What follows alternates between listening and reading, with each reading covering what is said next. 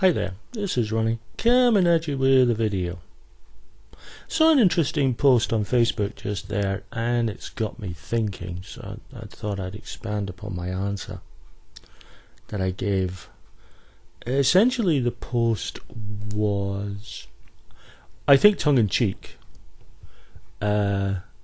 essentially saying that when the poster hears about people talking about computer role-playing games,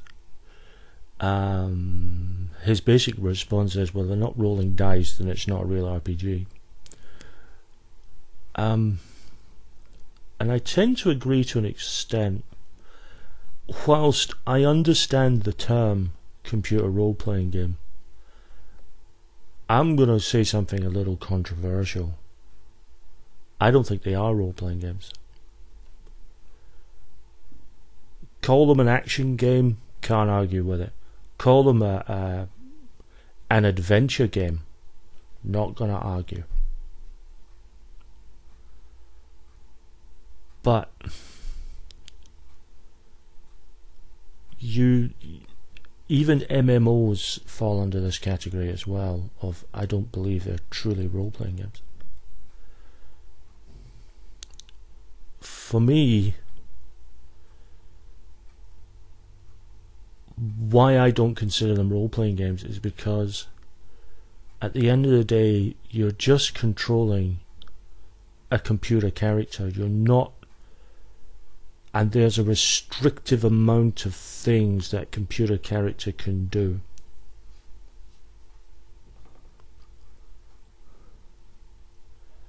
Because of that, I don't think you can truly call them a role-playing game. Also, the level of interaction isn't there.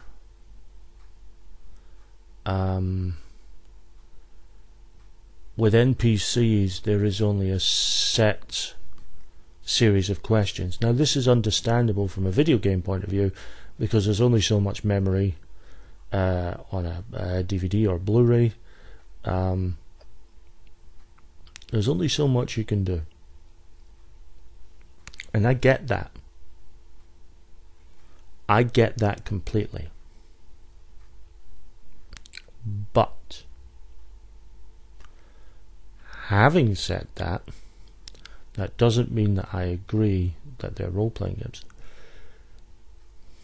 NPCs have set responses to set situations. Now, certainly there's an argument that an NPC in a tabletop RPG, based on the character outline that you've given them, will react a certain way to certain situations. That is true. But the beauty of an RPG is a player can say or do something quite wild that they would never do in a computer game. I'll give you a really choice example from a recent game that I've been running. Doing my sci-fi game at my friendly local gaming store, and they found themselves in a jungle as they were going through a sort of jungle area, trying to get to a clearing where this big ship with a pirate captain they were desperately trying to apprehend was had landed along with another ship, and they were doing some sort of deal. The party got attacked by decapitators, which are these sort of monkeys that have kind of bone saws for arms, and essentially they hang upside down in trees, and when you come along they cut your head off.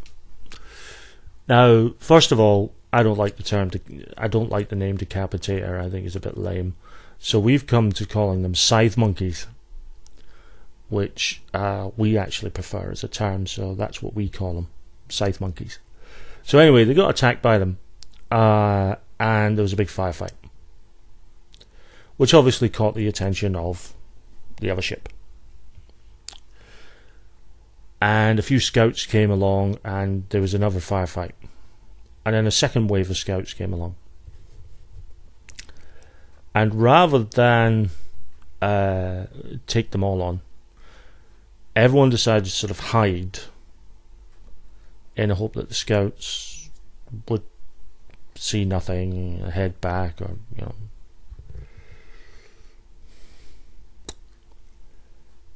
And one of the characters decided that he was going to try and bluff his way out of the situation.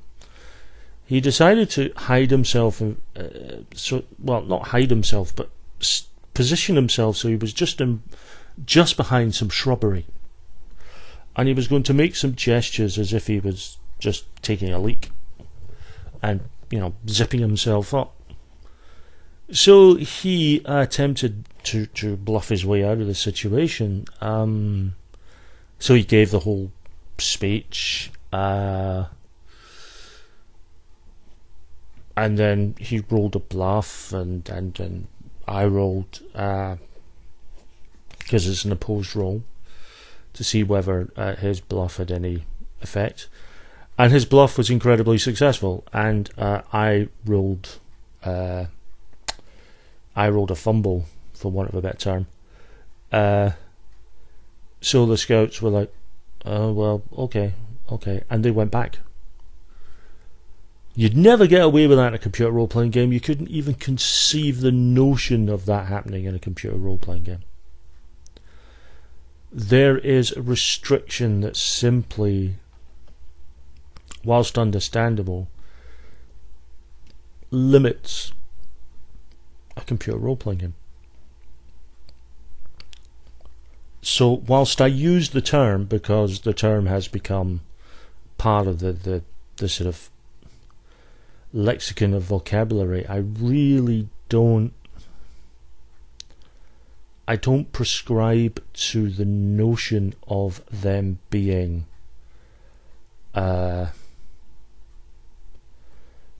role-playing games. Adventure games, absolutely. They're part of a long and noble tradition dating back to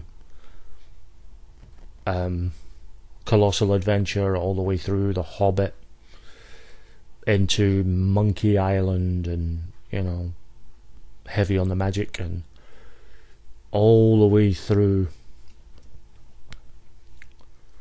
to their sort of current form with things like Dragon Age and the Elder Scrolls series. But for me, they're not role-playing games. They're adventure games. They're action-adventure games. Now, don't get me wrong. They're brilliant to look at.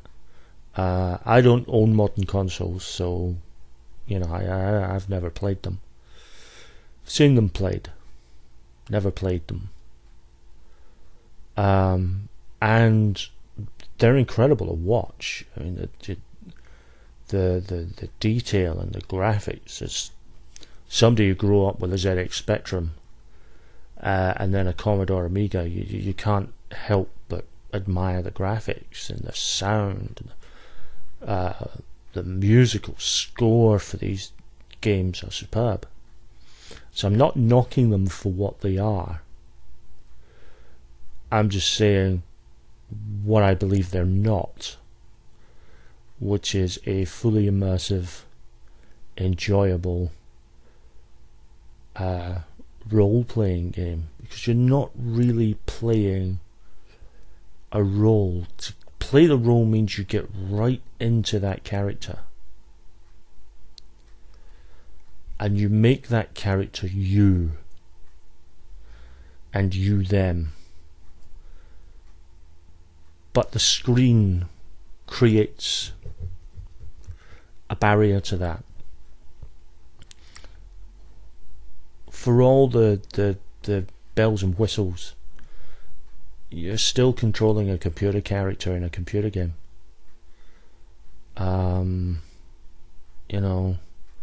You can customize that character, yes.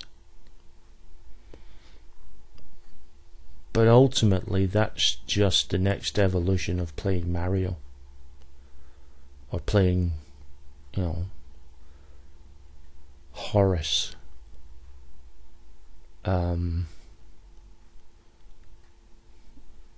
It's you know, play Pac-Man for God's sake. Yes, the games are far more sophisticated, but when you get down to it, they're exactly the same thing. Now again, not knocking the games, they're wonderful. But for me personally, whilst they may be phenomenal action games, phenomenal adventure games, for me personally, they are not role-playing games.